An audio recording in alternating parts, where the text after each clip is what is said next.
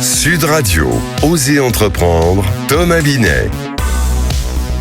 Soyez les bienvenus dans votre rendez-vous économique du dimanche comme chaque semaine. Et bonjour monsieur Thomas Binet. Bonjour Maxime. Au programme d'Osez entreprendre cette semaine. Eh bien, comment un simple agacement face à un aspirateur bouché a donné naissance à l'une des marques les plus innovantes au monde ? Aujourd'hui, je vous raconte l'histoire de Dyson.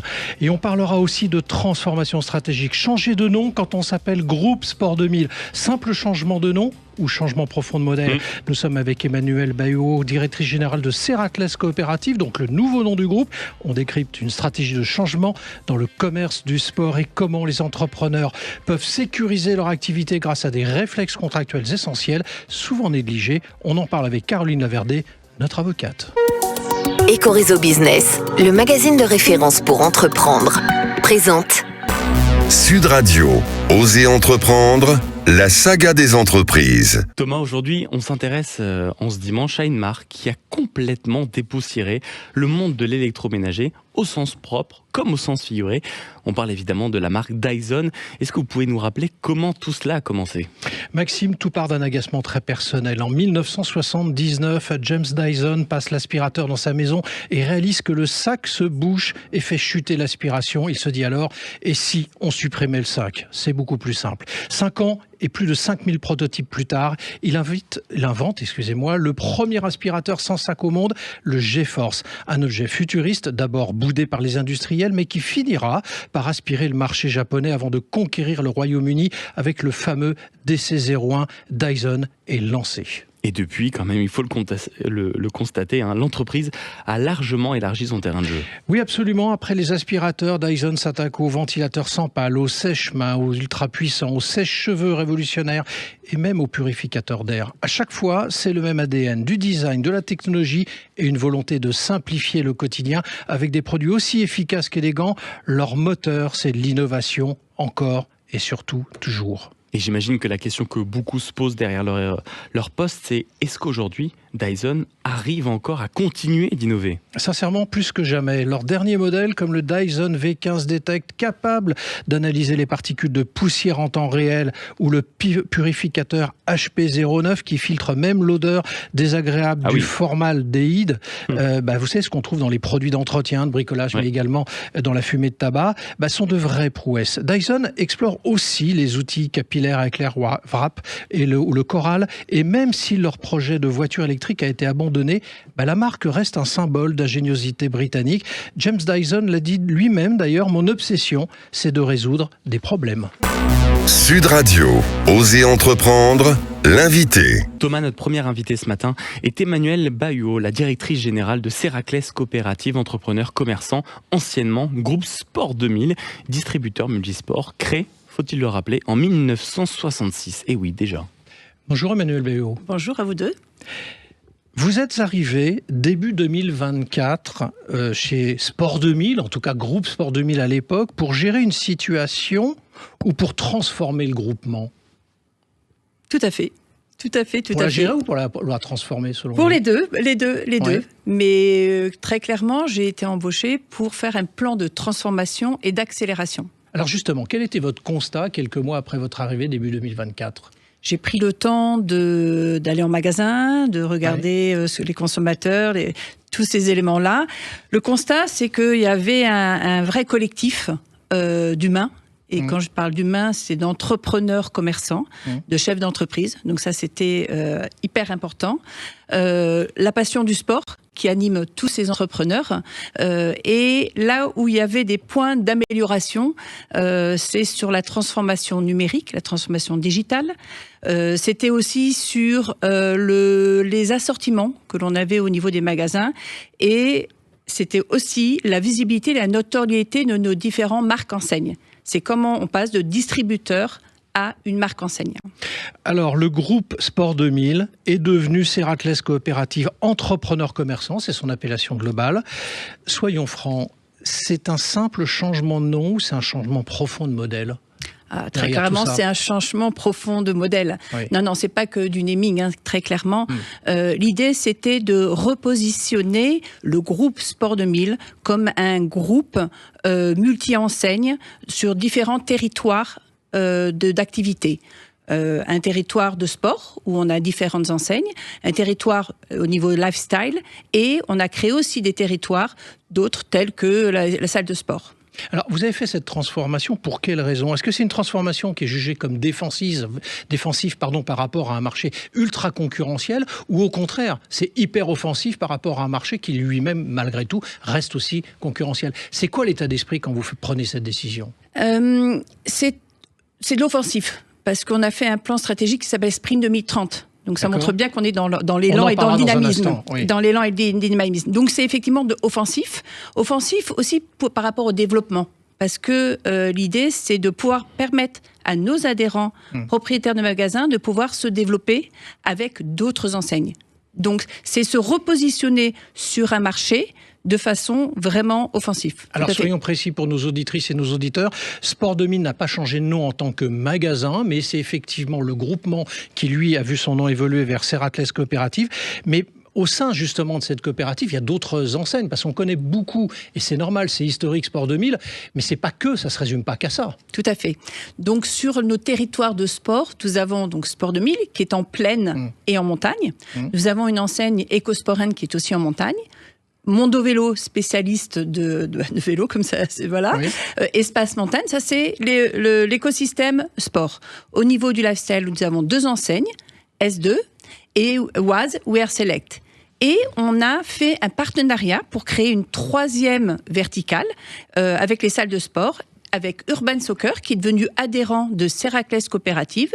Urban Soccer, c'est le numéro 1 en salle de sport sur tout ce qui est paddle, football à 5, et ils font aussi de l'escalade en salle. Alors, vous l'avez dit il y a un instant, vous avez effectivement conçu un programme, un plan stratégique à horizon 2030 qui a objectif justement de vous faire passer à 1000 magasins, sachant que vous en avez à peu près 700 aujourd'hui, au moment où on se parle, avec un chiffre d'affaires qui doit monter à 1,3 milliard d'euros de chiffre d'affaires et réparti sur 15% en e-commerce. Comment vous qualifiez ce plan dans ce marché sous pression? Un plan agile, innovant. Oui. Et j'allais dire pertinent, mais je le pense vraiment. Ouais. Agile, agile. 3 ans, vous pensez que c'est une durée, 3-4 ans, c'est une durée suffisante pour réussir à atteindre ça? Alors nous, on l'a annoncé au niveau du réseau en 2025, donc ça va être sur du 5 ans. 5 ans, en général, les plans sont sur 5 ans. Et les plans, de toute façon, on est sur l'ambition, et on a des objectifs, vous les avez cités, mais de toute façon, un plan, c'est pas... c'est inscrit dans le marbre, mais ça peut on peut le faire évoluer en fonction du marché, en fonction des opportunités. Donc oui, c'est inscrit dans le marbre, mais c'est un plan qui peut se retransformer et qui peut se réaccélérer. J'insiste depuis le début de notre échange sur le fait que votre marché est ultra concurrentiel. Partant de ce raisonnement-là et de cette observation, qu'est-ce qui vous rend vraiment différent aujourd'hui des autres enseignes qu'on peut connaître par ailleurs ?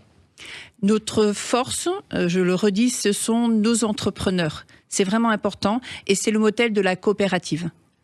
Si on a nommé Séraclès Coopérative, c'est qu'on voulait vraiment mettre l'accent sur la coopérative. Et on voit dans d'autres marchés que le marché du sport, par exemple dans l'alimentaire, je fais exprès d'aller sur d'autres domaines, les antennes qui cartonnent, voilà, et qui sont extrêmement dynamiques. On peut parler de Leclerc, d'Intermarché, de Système U. Ce sont des coopératives. C'est un modèle très agile. Alors justement, vous êtes sur la coopérative, je voudrais y rester un instant, parce qu'on le dit souvent, on en a reçu beaucoup de personnes, de patrons de coopératives ici, ils sont tous enchantés de diriger des coopératives, sauf qu'on sait tous quand même que la coopérative, c'est mettre tout le monde globalement d'accord, donc ça va peut-être plus loin, mais ça va moins vite. Alors, je ne partage pas complètement cette vision. Une fois que la décision est prise, ça peut aller très très vite. C'est-à-dire que oui, on doit convaincre, on doit expliquer, mais une fois que la décision est prise en conseil d'administration, parce que ce sont des distributeurs, ce sont des propriétaires de magasins, ça peut aller très très vite. Alors justement, Emmanuel Béot, comment on fait pour embarquer 450 chefs d'entreprise, parce que c'est bien de ça dont on parle aujourd'hui, justement vers ce plan stratégique? Comment vous les embarquez? L'écoute. Oui. L'écoute, c'est extrêmement important. Et les convaincre derrière quand même. Écoute et convaincre. Mais il n'y a pas les... Voilà, c'est vraiment un écosystème global. Donc moi, je gère la centrale, le siège. Mais c'est important qu'on a vraiment des points de partage avec nos adhérents propriétaires de magasins. Quelques questions très rapides pour terminer notre échange. À 60 ans, parce que c'est l'âge de votre enseigne aujourd'hui, de votre groupement en 2026, comment on évite de devenir une marque patrimoniale? Comment on reste désirable pour les 20, 30, 35 ans? En étant, ce que je vous ai dit tout à l'heure, c'est l'agilité. Et l'agilité. Voilà. Quelle est votre décision qui était la plus difficile à prendre depuis votre arrivée à la tête, c'est en 2024? Les décisions les plus difficiles, c'était au niveau des ressources humaines. Vous avez eu beaucoup de doutes? Non. Détermination, là aussi? Totalement. Qu'est-ce que vous osez faire que d'autres n'osent pas faire chez vos concurrents? Ça sera ma dernière question pour vous aujourd'hui. J'adore partir d'une page blanche.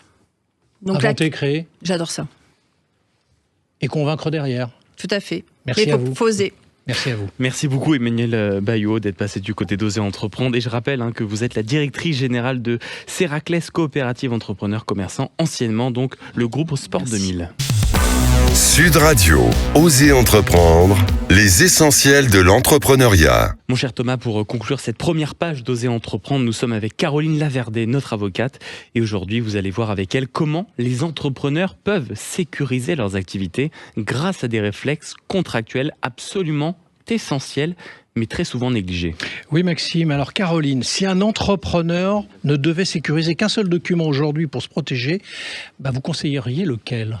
Eh bien sans hésiter mon cher Thomas, les conditions générales de vente. Les CGV, elles fixent les règles du jeu dès le départ. Elles doivent notamment préciser le prix, les délais de paiement, la durée de la relation, les conditions de résiliation et ce qu'il se passe en cas d'impayé.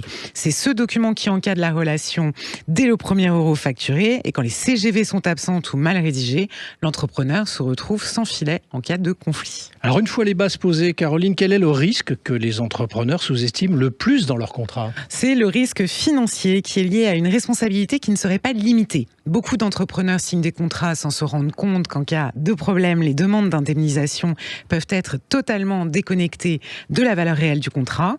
Une clause limitative de responsabilité permet de fixer un plafond clair, souvent au montant facturé ou encaissé.